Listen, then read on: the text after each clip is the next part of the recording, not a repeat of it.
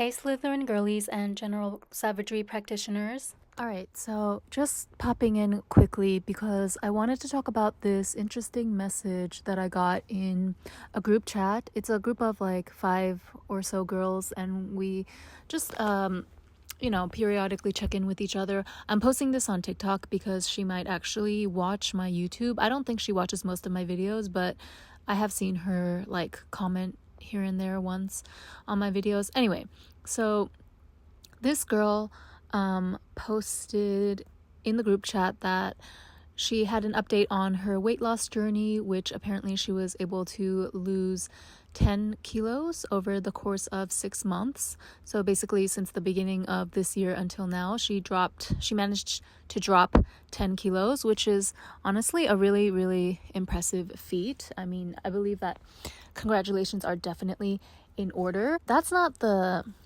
thing that gave me pause though. It was what she said after her announcement. So let me pull up the screenshot. I'm just going to read it to you guys. So she said, I'm focusing on eating healthier and improving the intensity of my workouts. And thank you all for supporting me in all my endeavors, blah, blah. All of you have also been such role models to me throughout because I believe I used to be the most out of shape in the group. So the fact that you guys were always so fit has always been super inspiring to me. Now, this ticked up a major red flag in my radar.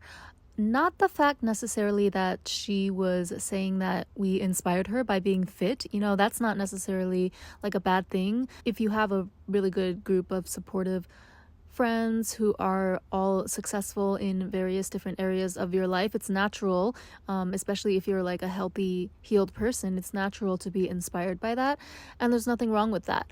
But if you pay close attention to her wording, well, she basically says that she always believed that she was the most out of shape in the entire group. Okay, so you're saying that you were basically measuring yourself up to us the entire time that you knew us. Mind you, this is also the first time I've ever really heard her say anything about her weight. I mean, she did express maybe like near the beginning of this year that she kind of just wanted to have a glow up in general, which is again a very normal thing. Like, I'm always on the path of glowing up as well. I feel like it's almost a lifetime process, right? It's not like a final destination that you reach. It's more of a mindset, it's more of a lifestyle. So nothing wrong with that. But this part about her like comparing herself to each of us, that's the first I've ever heard of it. Also, okay, I'm just gonna be honest here. Like, I don't want to come off egotistical or anything, but anyway, if some people want to take it that way, that's how they're gonna take it, no matter how my delivery is. But just by objective standards, it's a group of like 4 to 5 girls, right? I'm trying to be vague, but basically like 3 of us are in tip top shape. Like, we fit the beauty standard. Okay, so size 0 to 4 max, really toned fit bodies, hourglass Coke bottle shape, out of which, okay, I'm sorry, but just objectively speaking, I think that I have the most pronounced hourglass shape. I usually always have the most pronounced hourglass shape out of whatever circle of people that I happen to be hanging out with at the moment.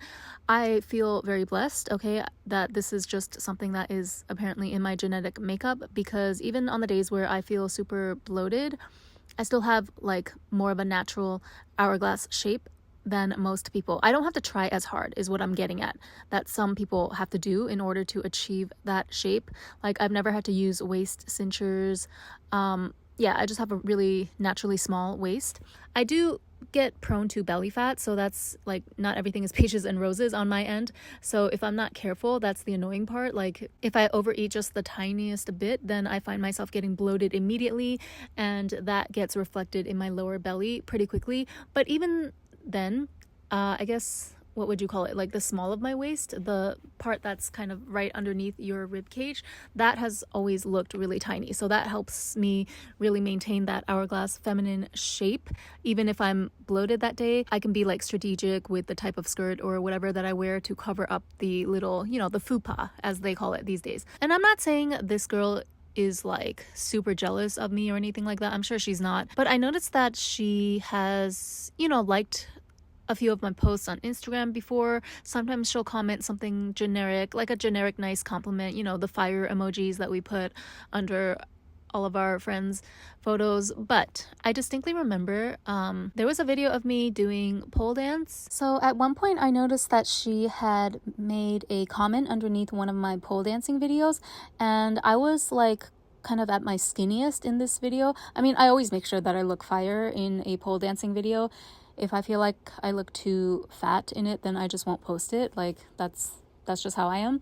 But I noticed that like she had commented on it, and then when I went to check the comment, I was expecting something generic like ooh, beautiful or sexy or something like that, right? And her comment says nice heels. Something like that, referring to my, you know, my stripper heels. They were rose gold colored.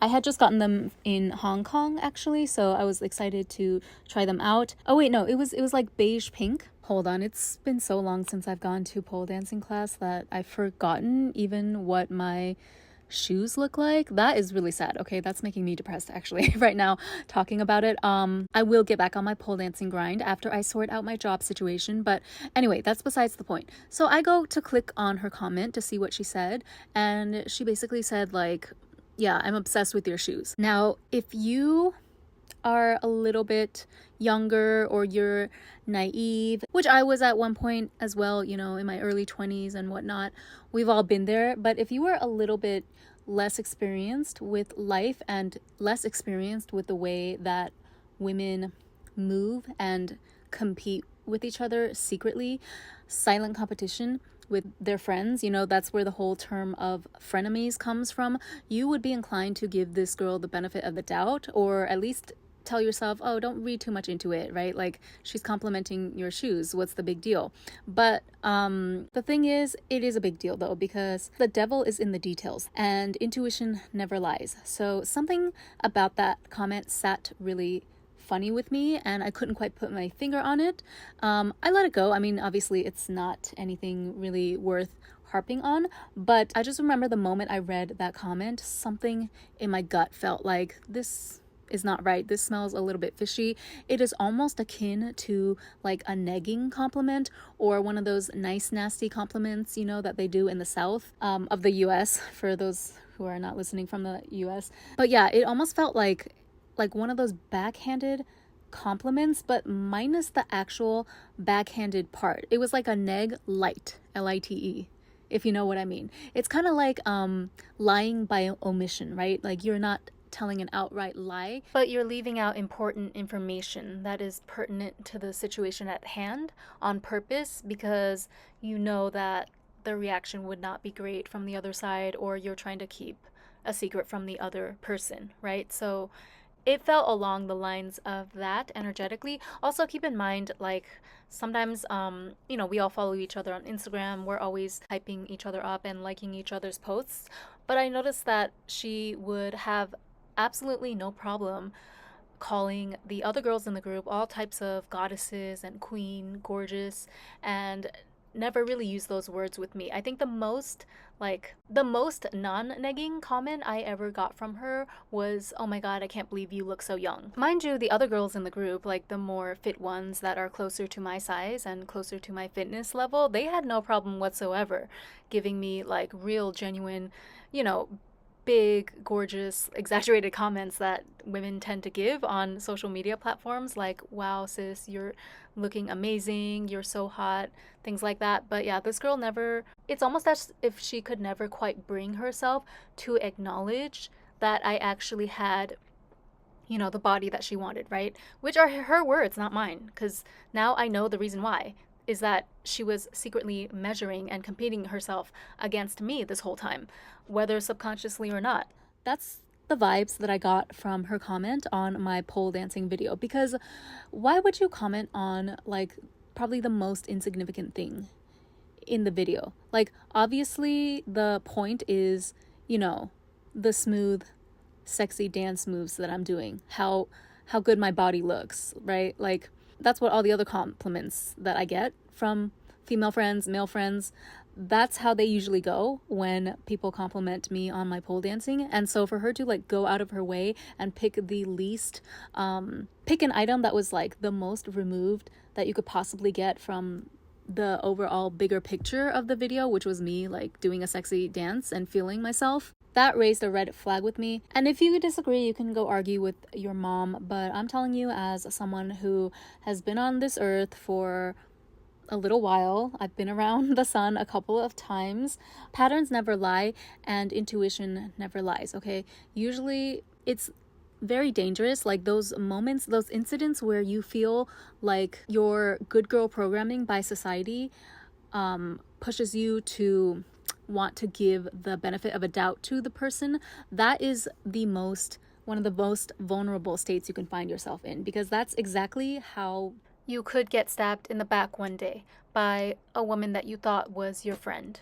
that's exactly how a lot of women out there move, okay? They'll be your friend in your face, they'll laugh and smile with you and, you know, have a good time together at functions and parties and whatnot, but secretly underneath the surface, they're taking notes from you, not in a way that they're inspired by you and they have this positive mindset of like both of you being on the upward path in life, but more of the mindset that they want to surpass you, right? Because why else? Think about it. Why would she make a comment in that fashion? Okay, she said that she always believed she was the most out of shape out of the group. Like, first of all, who was keeping score? I can tell you, obviously, the girls, including myself, that were the most the most in shape in the group, we're not even thinking about that, right? Because we already know we're in shape. We are already on our A game in terms of our fitness, our body, like, you know, both health-wise and aesthetically speaking. So the ones that are already hot, they're not going to be measuring themselves up against someone who's, you know, a little lower on the scale in terms of attractiveness. Not saying that this girl isn't attractive or anything, but like she was a little more stocky at the time and she was self-aware of that and she wanted to make a change, which again, there's nothing wrong with that. That's actually very commendable. But the fact that, like, I don't know, I didn't like how she, like, it would be different if she had, you know, complimented me in the past and said that, Wow, Ren, I just really admire your figure. the way that you are so conscientious of keeping your body fit and looking phenomenal. I watch your pole dance videos and I'm really inspired to take up an exercise regime myself so that I can also achieve that body one day. If she had said something along those lines, and of course, like, that sounds very on the nose, right? But if she had just expressed to me in the past, made it clear that, you know, she looked up to me in terms of fitness, then I would see no problem whatsoever, right? With her coming back 6 months later saying that, hey guys, you know, I managed to drop 10 kilos. This is a huge point in my weight loss journey for me, and I just want to thank you for like inspiring me. Now I get to be in the fit club, you know? And I almost, oh my God, so I forgot this, but at one point she did say that she wanted to take up pole dancing. Yeah, she said that my videos inspired her to take up pole dancing. Later on, it turns out I don't think she ever did, and I have a theory about that as well. I mean, I'm not trying to microanalyze this girl in this video, but I think she definitely has some internalized misogyny or judgment, at the very least, against S workers or anything that would be associated with S work, such as pole dancing. Like, there's something in her that she clearly envies my body, right? She revealed herself by that comment in the group chat, but yet looks down on the things that I do, the activities that I do to achieve that body, and probably also on some level disapproves of the kind of attention that I get for my body, which I have no shame in, okay? Like, I believe that as women, we are allowed to embrace all of our light and dark feminine energy. We're allowed to enjoy our beauty and our sexiness, whether it is a God-given gift, you know, like genes that we were born with, or whether it's something that we achieve in a man-made fashion later through diet and exercise or even plastic surgery in some cases. I don't have such hangups. I don't have such judgment against other women, whatever route a particular woman decides to take to attain her privilege, like pretty privilege, so to speak, in life. And so, yeah. Anyway, the point is that the fact that she never like openly praised me or said to my face that she liked my body, and then yet now, after she's dropped the 10 kilos to the point where now she's starting to feel herself a little bit, she lets it slip that, oh, actually I was measuring myself up to you. I was keeping score the whole time over like who had the best body, or I don't know, maybe she has a ranking. I'm sure this girl has a ranking in her head of who is like the most conventionally attractive or the most conventionally thin in the group from 1 to 5. And yeah, watch out for these types of girls in your friend groups, okay? Not saying that there are not genuine, healed, healthy women out there that you can have absolutely amazing girl on girl friendships with, that you can both inspire each other and grow together and tell each other your darkest secrets, but those are few and far between. And also, okay, I want you to pay attention as well to the avenue through which you meet these friends, the way through which you meet these female friends, because the setting of the beginning of your friendship does have a lot to do with it. As much as that might sound like unfair and it just doesn't sound right, because we want to think that our friendship with any given person or any other woman is completely organic and under our control at the end of the day, right? Like, I'm a good person, she's a good person, or I'm a baddie, she's a baddie, so obviously we should be getting along together as well as peanut butter and jelly, right? Like, that's what we want it to be. But I'm telling you, oftentimes, and this is nobody's fault, but relationships are very, very situational, okay? Especially as you become more of an adult, you will find that the specific situation, like the specific circumstances under which you meet somebody, it is a pretty big determining factor right from the get-go of how the dynamics of that relationship will be going forward, like until the end of time. Does that make sense? So for example, if you met a girl while you were at work and you guys became work besties, there are cases of, yes, if one of you quits the company or both of you quits the company and move on later, you can kind of like, if you really genuinely got along well from the onset, then you could continue that friendship even after your professional lives have stopped overlapping. But in most cases, I would wager to say that that's not the case, right? In most cases, even though you may have had an amazing work bestie and you guys kiki all the time over lunch, if one of you leaves the company or, both of you take on a different career path or you move somewhere apart from each other, usually that's the end of the relationship right there. And there's nothing wrong with that. It's called seasons of life. It's called everybody is in your life for a season and a reason, right? There are very few people who kind of stay with us our whole lives. There are also other people, other friends who we move in and out of each other's lives. We might experience different life milestones at different times and lose communication for a while, but then later on reconvene when it's more aligned for us to continue the friendship or continue the interaction. And so, yeah, this particular group of girls, again, I don't want to get into too much detail, but the circumstances we met under, I'll just say that, okay, it was kind of like one of those women's empowerment luncheon things. I'll just say women's empowerment luncheon as an umbrella catch-all term for these types of events. So any type of like, girls trip or women's meetup specifically designated for women in a new city, or like women in business, those types of events. If you meet women in that setting, keep in mind that the reason that you're going to those events is probably because you're a very ambitious woman, right? Whether it be career-wise or just in life in general, you're probably very driven, very motivated to get what you want out of this life. You're probably a go-getter, right? So you have to think that, okay, all the women that are drawn to this event, they probably share a lot of the same characteristics, which again does not automatically mean that you're necessarily going to be at each other's throats or that it's impossible to form friendships amongst one another. But there's a certain dynamic there, right, that you have to be aware of, that, there's a fine balance that needs to be maintained. When you gather a bunch of really driven, ambitious, successful women together all under one roof, it is expected that they will hit it off and find really a lot in common with each other from the beginning. But there is a flip side or a dark side to every coin, right? you're not going to have so many ambitious, successful.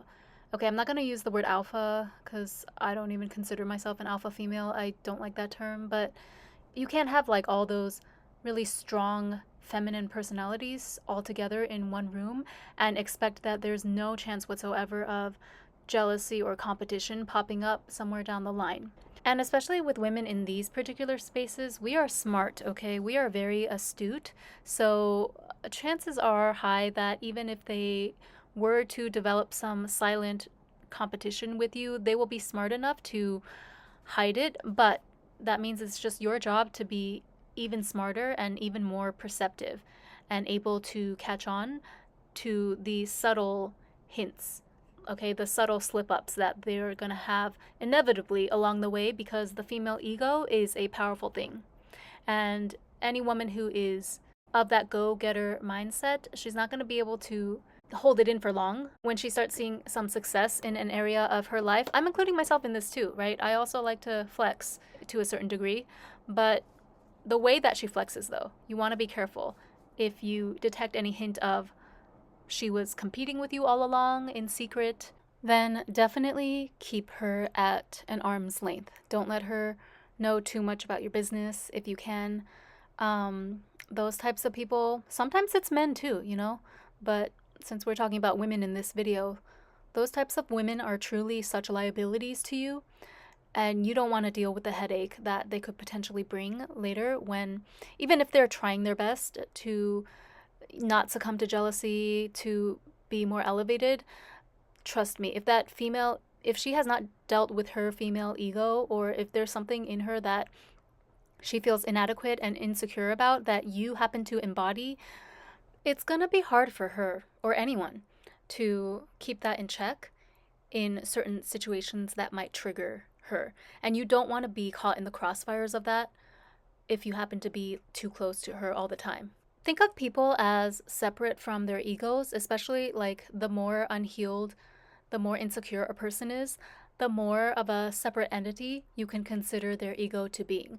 And that is also kind of like a helpful framework from which to think of people. So if you're keeping them at an arm's length, but you feel guilty because you know that deep down in their heart they're a good person, you don't have to condemn that person's heart or entire character. You know, you can just say that, well, yes, their higher self, they might be a really kind person with a heart of gold, but their ego in this moment, it's not healed enough. It still gets triggered very easily. And so, as long as the ego is at that level, I cannot deal with this person. So, you just have to keep your eyes and ears open. And yeah, that is why with this particular girl, again, I don't hate her. I don't think she's gonna do something drastic like steal my future husband or something. I mean, she couldn't do that, quite frankly. But yeah, definitely going to keep her at an arm's length away from me from now on. I am side eyeing her after that comment. I can't unsee what she wrote. And now I know that she's silently competing with me and silently always seeing how we measure up to each other, which is kind of a bummer because I don't have time for drama like that. And I really thought that this group was drama free, but what can I say? That's female nature. So don't be discouraged when things like this happen to you, especially as you get older. Just keep your own mind sharp. Focus on yourself. Okay, this is what most of my advice videos often come down to. Stay in your line, stay in your lane. Focus on yourself and your own glow up. Be aware of the people surrounding you, especially like other girls that might be trying to get into the same industry or field, that if you sense any sort of like weird energy or something's kind of off whenever they come around, don't ignore that, okay? Take that into account. So keep your eyes and ears open, but at the end of the day, 99% of your energy should be focused inwards. Thank you so much for listening. I am Strawberry Loli, your friendly neighborhood Slytherin, and I'll see you next time. Bye.